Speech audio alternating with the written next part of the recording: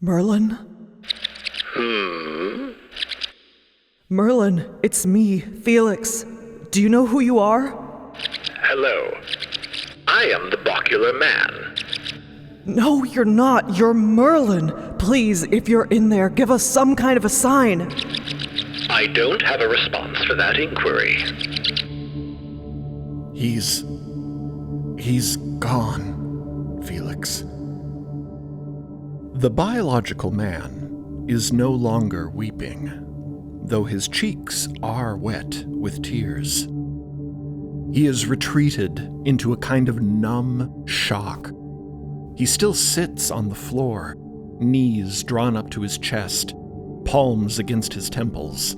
His shallow wound has already stopped bleeding, and the slowly drying blood is sticky against his hand. The neck of his white tunic is stained with red. The thing that used to be Merlin has automatically righted itself, and now stands mildly in the center of the atrium.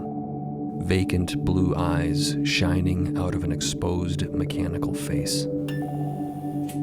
Omelette pads over cautiously, sniffing at it. Cleo's eyes overflow with tears as she gathers the broken pieces of the ceramic faceplate from the floor. We didn't even get to say goodbye. None of us did. The biological man says, distantly, disbelievingly. We shouldn't have had to say goodbye. No one should ever have to, says Rawfield quietly. No one is ever really ready. Never. Merlin gave his life to save all of ours. To save us from Steve? Rawfield narrows her eyes at the silent alien. Then why is he still here? Merlin stopped what was consuming Steve, and consuming himself, what would have consumed us all. The creep. Cleo murmurs quietly, shell-shocked, looking at the Bocular body as the Bocular body looks blankly back. Rawfield blanches. The plague that's made Grendelian an unlivable wasteland for generations? The very same. It found Steve in the Hall of Doors, and through Steve it spread to Merlin. And through Merlin it was about to spread to us. Rawfield looks closer to panic than anyone's ever seen her. Are we infected? We have to... But the granddaughter shakes their head. We are safe. It is gone. Extinguished. Along with Merlin's life. They regard the Bocular body as it turns this way and that, blinking its blue eyes on and off. Hello. Merlin saved us all. He saved Steve. If Steve and Merlin were sick, then it wasn't their fault, what they did? No. It was. Steve slumps against the foldlight, somehow looking much smaller than he really is. His translucent head backlit by the bulb's radiance. I killed Merlin. Steve's headlights are no longer that blazing red. They have gone a strange, dim, watery color, like candle flames struggling to stay lit as they drown in melted wax. He raises a trembling four-toed limb to his head bulb, pressing it against the translucent skin as though he's trying to smother the lights within. His pedipalps quiver as he sucks in an unsteady breath, sending a flurry of bubbles through his viscous eye fluid. I didn't mean to hurt anybody. But I did. I did. Rawfield turns on Steve. Yes, you did. And you always have, even if you managed not to get your hands dirty until now. You used Merlin. You used him up, just like Guy, just like all the people who died for you. You may not think of yourself as a killer, but death follows you wherever you go. But he had the creep. You all saw what it did to Merlin, so it wasn't really you, Steve, was it? The sickness wasn't really you? It was. Steve hisses in anguish. The disease made me more myself than I have ever been. The deepest foundations of what I am. What I hate, and fear, and fight against becoming. And I became it. I took the worst of what I was, and made it all of what I am. The creep did not make you the worst of what you are, Steve. It didn't. No, it merely opened the door so that you could do that to yourself.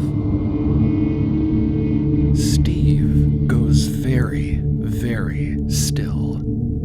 The entire crew is watching. The creep is slow and patient. It whispers to you of what you are afraid you are. It tells you stories about what you fear you will become. The power it has is the power you give it when you accept and believe its every word. I invited it. I let it in. I wanted to hear what it was telling me, and my actions were my own. There is no atonement that can make up for the harm that I have caused. Fuck your pity party. Disease or not, intention or not, remorse or not, what matters is what you did. Rafield points a shaky finger at what used to be Merlin. Hello. I've known Merlin since he was a student. I watched him grow. He became my colleague, my friend, and now he's dead because of you, and you have to pay. Everett's face is ashen. How? You want to just hand Steve over to the consortium? Mickey gulps. What else can we do? I just want to go home. I want to go home. No, you don't get to just walk away from what you've done, Prophet. You owe us a debt. Zila flinches a bit at this. That's some old trust shit talking, Ripley. Yeah, Steve's a piece of crap, but... Ever since we met, he's done nothing but lie and manipulate and control. It's high time We let him go. The crew turn slowly to the biological man. He stands now beside the bacular body, regarding it with a sort of gentle clarity. The clear, pale light after a ruinous thunderstorm. Any chance we once had of introducing Steve peacefully and amicably to our society is gone. If the consortium gets their hands on Steve now, he will be held accountable for his actions, yes, but it will not stop there. You know it won't. If he is not executed outright, once they learn he is a being from another cosmos, he will spend the rest of his days in consortium custody, imprisoned, interrogated, and studied. A lab rat, a specimen, a thing. A living being reduced to an object. And if he tries to resist in the way we now know he can, the situation will escalate into something no one is ready for. Either way, his life in this cosmos will be defined by hostility and suffering. I will not stand for him being consigned to such a fate. Rafield is unmoved. But he killed... And thus we commit him to our cosmos's deepest dungeons? He will die a long, slow death in captivity, and then be peeled apart by 100 consortium autopsies. They will carve every last secret from his body and brain. Is that the legacy you want for this voyage? The atrium is quiet. Beyond the windows, the orange islet of MIDST That pumpkin rolling in a dark ocean of ink. slowly turns on the median below, As Rafield heaves a heavy sigh and turns to Steve. You want to go home, Steve? I do. So you can get your revenge. No!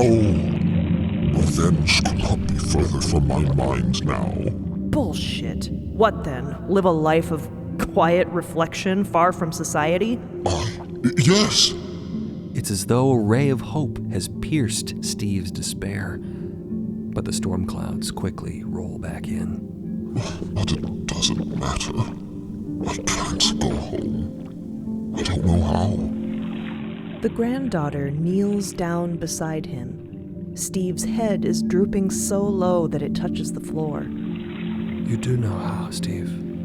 By flinging myself into your delta, the Nadiral Basin all over again?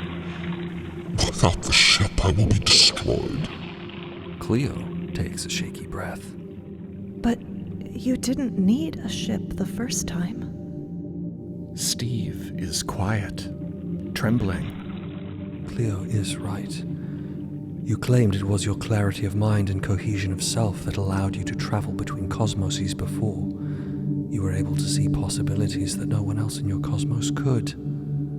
If you are the visionary you claim to be, Steve, then nothing is stopping you from going anywhere you please. But I don't really know how I did that. The admission comes forth painfully, barely above a whisper. Was it really my belief? Was it the unwitting sacrifices of all those who didn't make it? Was it just luck? And now that I doubt myself... Then you risk an adventure into the unknown, Steve. The ultimate journey for a cosmologist, is it not? How can I call myself a cosmologist when I know so little? The biological man stares out the window for a moment. It is good to learn, to discover, to understand, to grow. But we are all part of something more vast and complex than we will ever be able to understand in its entirety.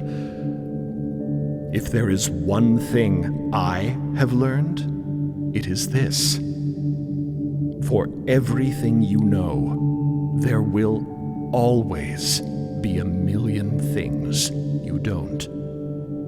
That is the price of existence. But that also means there are always possibilities we have yet to imagine. And to me, that is beautiful. The unknown cannot be escaped, defeated, or captured.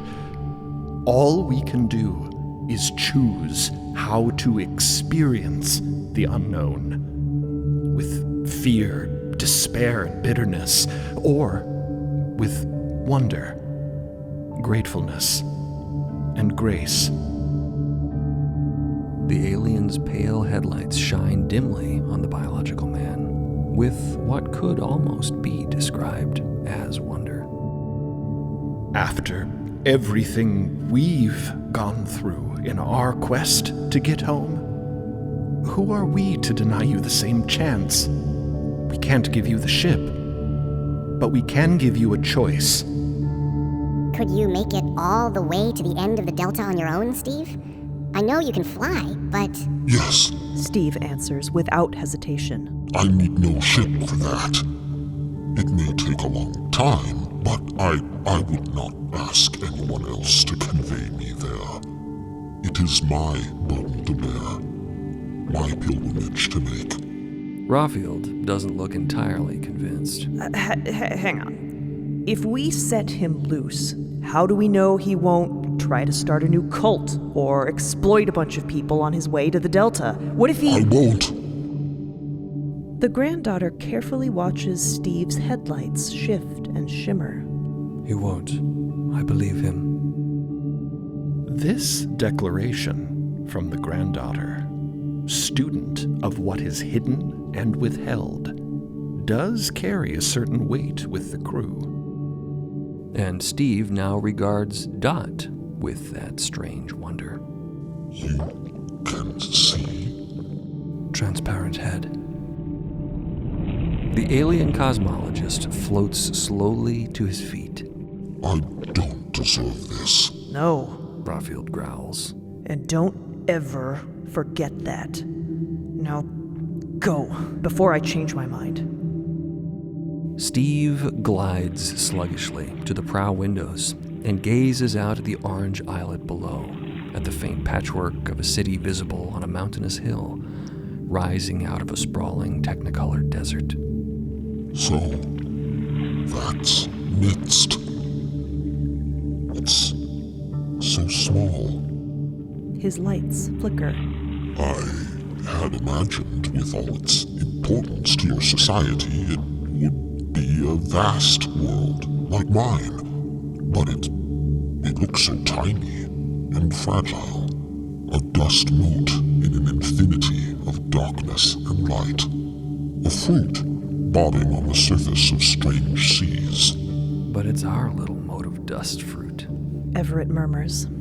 It's home, for some of us. The light of Steve's attention shimmers now across the crew.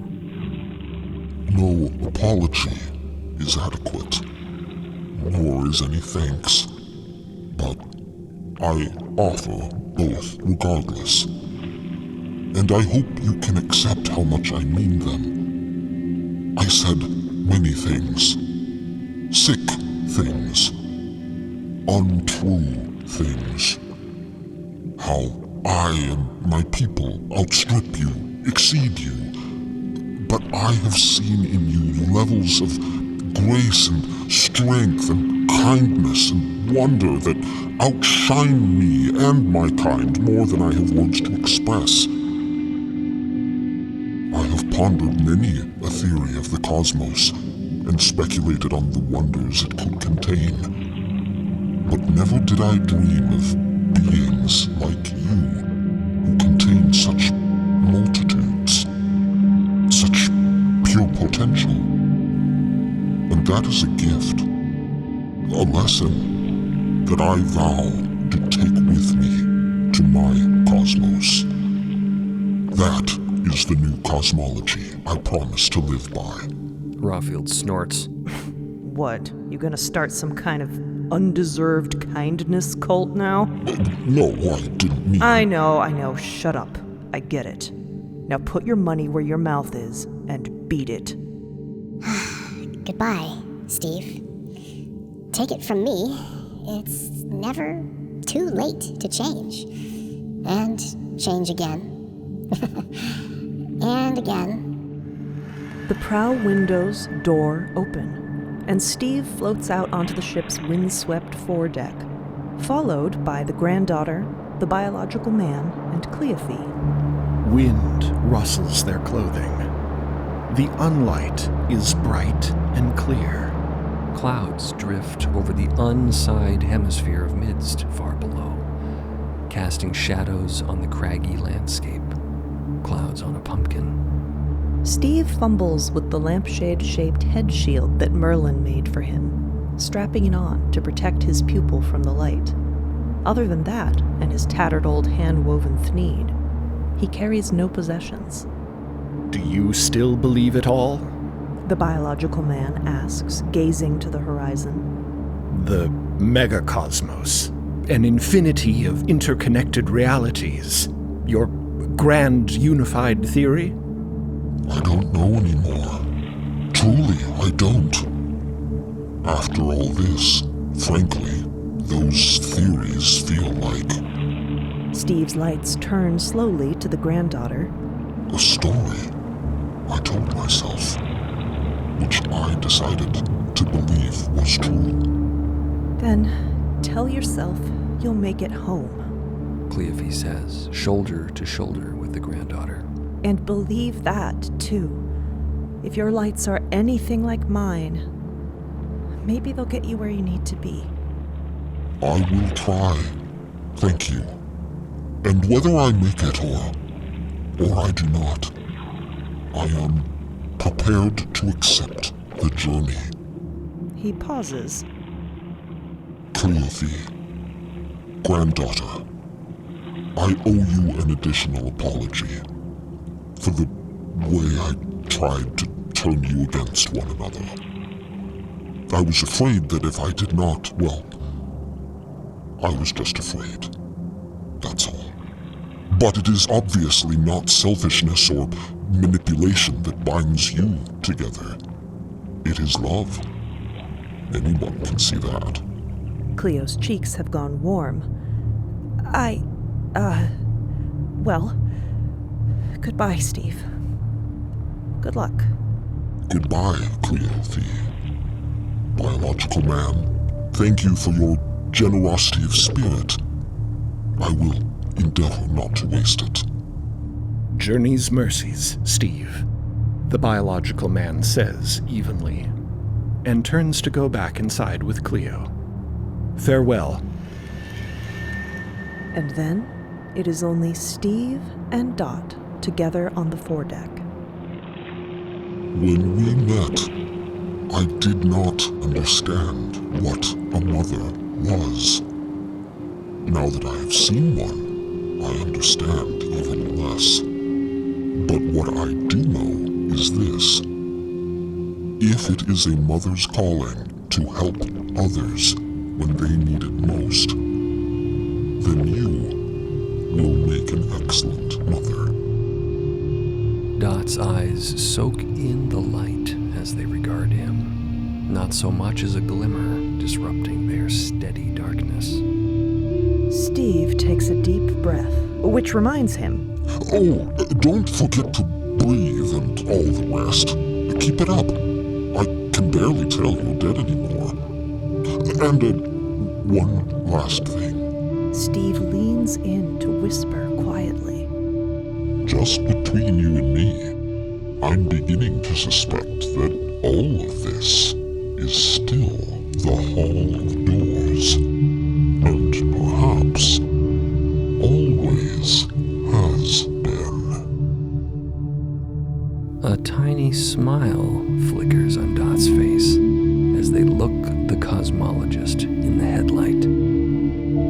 If that is the story you choose to believe.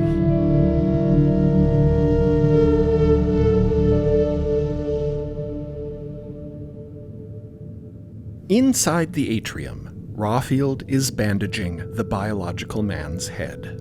Her jaw is tight, her manner more brisk and professional than ever. She snaps the lid of the first aid kit shut. There, that'll tide you over until we can take care of it properly. You might have a roguish scar, but you'll be fine. Thank you, Ripley. He's holding the faceplate fragments. The politely curious expression gazes up from his lap, broken but recognizable. Rawfield opens her mouth, shuts it again, swallows. So, what do I call you now? Who are you? She raises her steely eyes up to meet his, and he sees that there are tears in them for the first time. He called me Merlin. Yes, he did. He can no longer be Merlin. Therefore, I shall be. His forehead creases. Do you think that's okay? He doesn't know what Rawfield is doing at first. Is this some sort of examination? But then, eventually, he realizes she's giving him a hug. I think you can be whoever you want to be. And if that's Merlin, I certainly don't object. She pulls back, briskly wiping her eyes. Then, Merlin it is, says Merlin.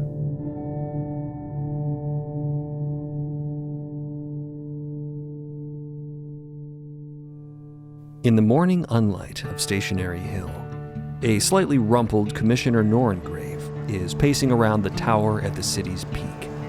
He rubs the scruff on his jaw, gray flecks amongst bristles of red. In his rush to get out the door, he slightly misbuttoned his shirt, and he hasn't noticed yet. This year has barely begun, and it's already shaping up to be a long one. There it is, the ship of the Cosmological Consortium, hovering in MIDST sky weeks before anyone expected it. And after this record time return, now it's just kind of there. No movement, no teletheric hails, just idling in the sky in roughly the same position as MIDST's original moon, though obviously much smaller. The old heart back in its spot. Norengrave squints at it, making out the worrisome crack marring its reflective surface, wishing he could see inside. Clouds occasionally drift past it, an errant mirror hawk or two.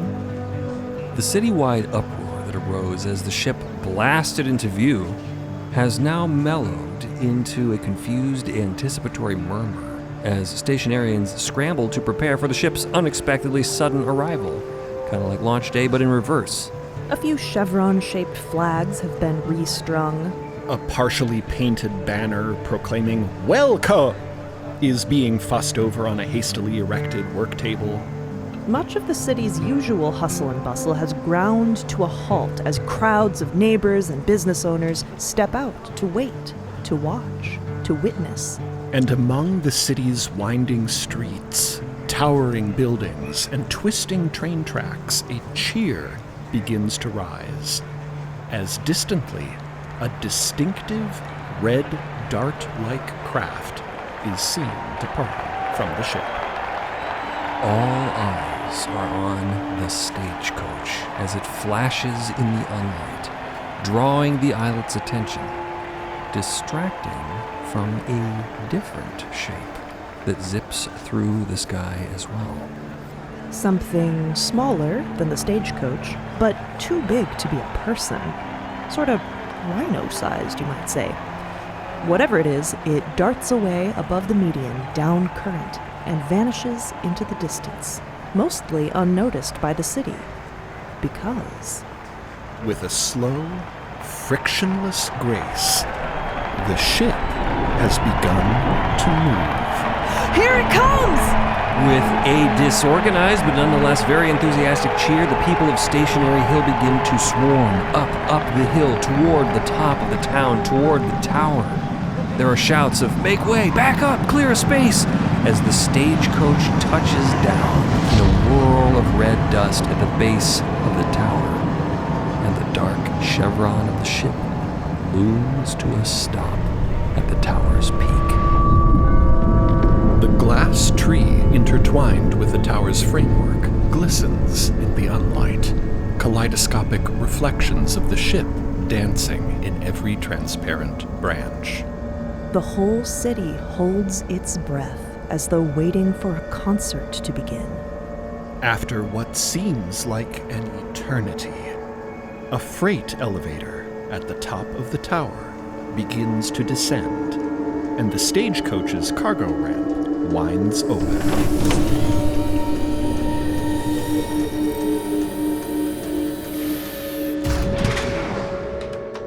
The crew of the ship of the Cosmological Consortium certainly look like they've been on an adventure. They are a far cry from the presentable, well-organized crew that left this spot on launch day.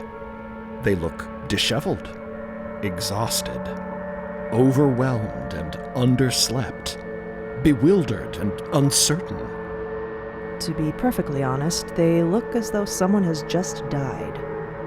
The crew disembark the cargo lift as Everett and Mickey dismount the stagecoach cargo ramp. They all gather together at the base of the tower, looking out at the assembled crowd, processing such colossal amounts of emotion that no one seems to know what to do or say. Thankfully, there is one among their number who has no such hesitation. Hello.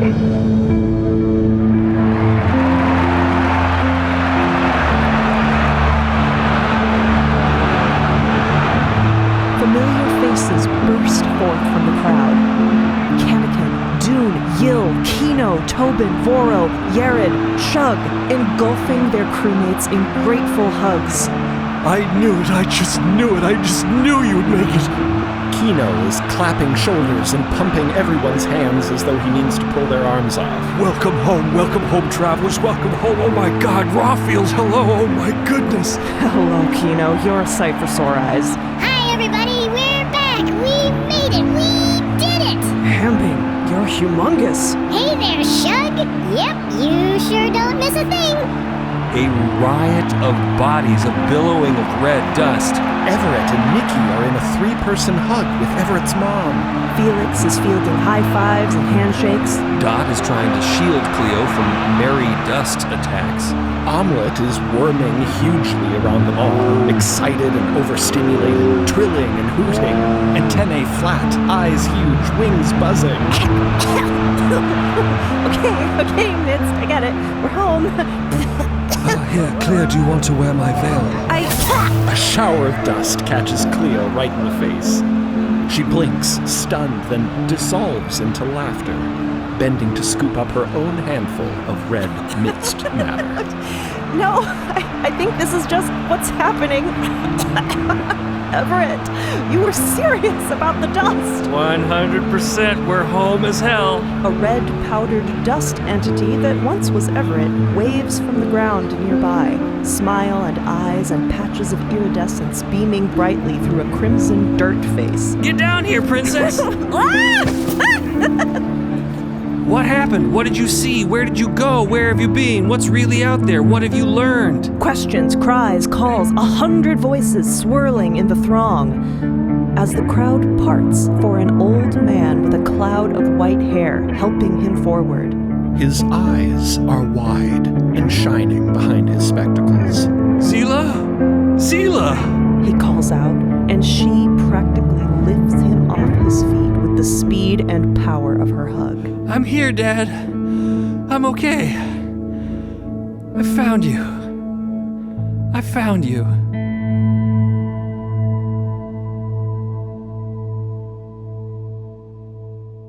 Norengrave shoulders through the crowd and thrusts a congratulatory hand to the bacular body. Then flinches back as he sees the exposed mechanical innards where a face should be. Professor Vought, my God, what happened to your face? Hello.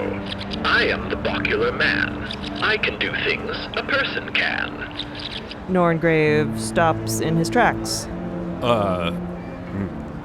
Merlin? The original biological human body of Merlin blinks politely. Commissioner, I am Merlin. Norengrave looks between the bacular man and Merlin, taking in the bandaged head, the blood-stained tunic. Wait, what? But I thought... We've sorted it out. I can explain. Much has transpired. My report will be extensive. Norengrave shakes his head. Okay, I can't keep up. Well, very well. Okay, Merlin. Then we've got... He's taking a hasty head count. Let's see, 8, 9, minus artifice. Is this all of you? Where's the frog man that was reported to be with you at the first time house? He is no longer with us. What? What do you mean? Another barrage of dust hits the three of them. Undaunted, Merlin bends down on biologically bending ordinary legs and picks up a small, dust-coated cactus bloom. Imperfectly perfect. After considering it a moment, Merlin tucks the flower into the misaligned buttonhole of Norengrave's shirt and gives it a little pat. All in good time, Commissioner. An almost teal wink. For all our sakes, I hope you can handle a little confusion. Overhead, the ventral sloop detaches from the lower peak of the ship. Trailing a long tether of liquid mica, the sloop winds its way down to the ground near the crew and neatly exudes through its crystalline hull a tidally stacked mountain of foreign matter. Furniture, books, crew belongings, luggage, supplies, tools, kitchen paraphernalia, scientific specimens, large overgrown houseplants, etc. Anything and everything not part of the ship. Oh, ingenious. Norrengrave muses. Saves us the trouble of having to unload manually. I don't recall any discs for that function, though. How are you doing that? The crew exchange meaningful looks. We aren't. Norrengrave blinks. Oh, okay. Then who is? Smoothly, the ship begins to slowly detach from the tower. The hubbub of the crowd dims to a startled murmur.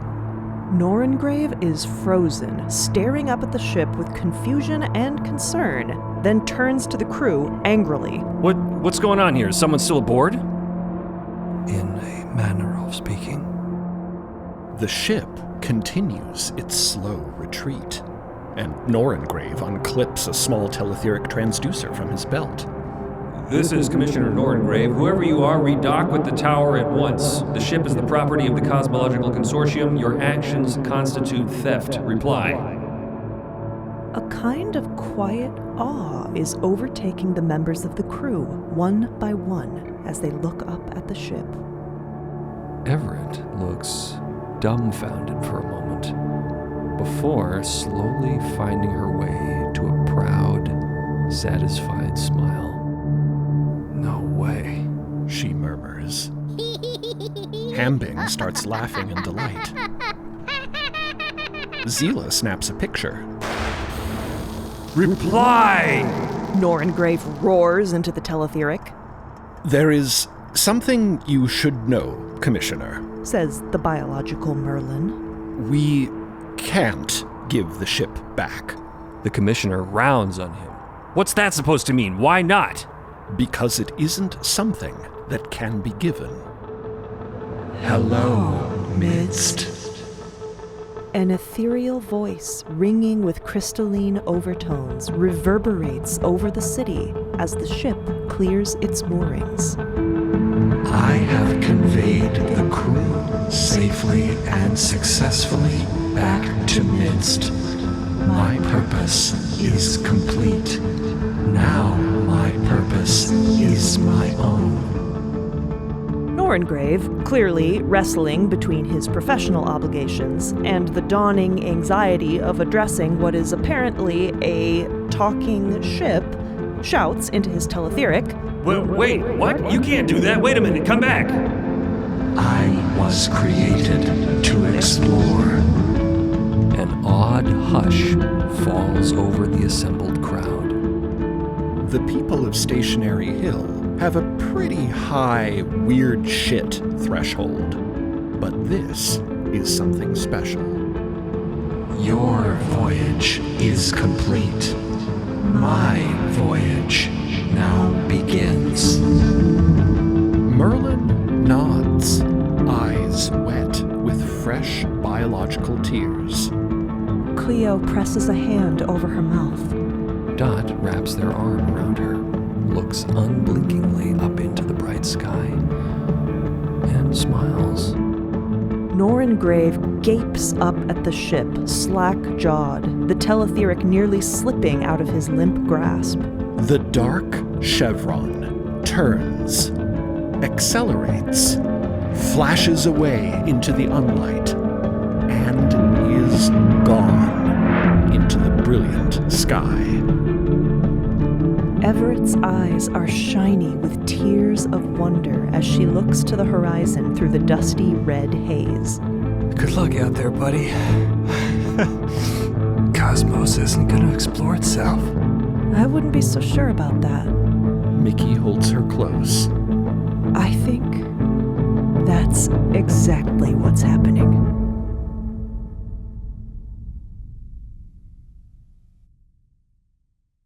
Thanks for listening to Unend. If you're enjoying the story, please rate and review to help someone new discover the cosmos. You can catch Unend every Wednesday anywhere you stream podcasts or through the MIDST Podcast YouTube channel. If you're looking to dive deeper into the story, become a Beacon member at beacon.tv or join the fold on midst.co to receive early ad-free access to episodes, behind-the-scenes exclusives, and lore-expanding bonus content. Or, if you just want to hear this podcast 2 weeks early and without ads, subscribe on Spotify or Apple Podcasts. To stay up to date on what's next in the cosmos, sign up for our newsletter on MIDST.co or find us on social media at MIDST Podcast.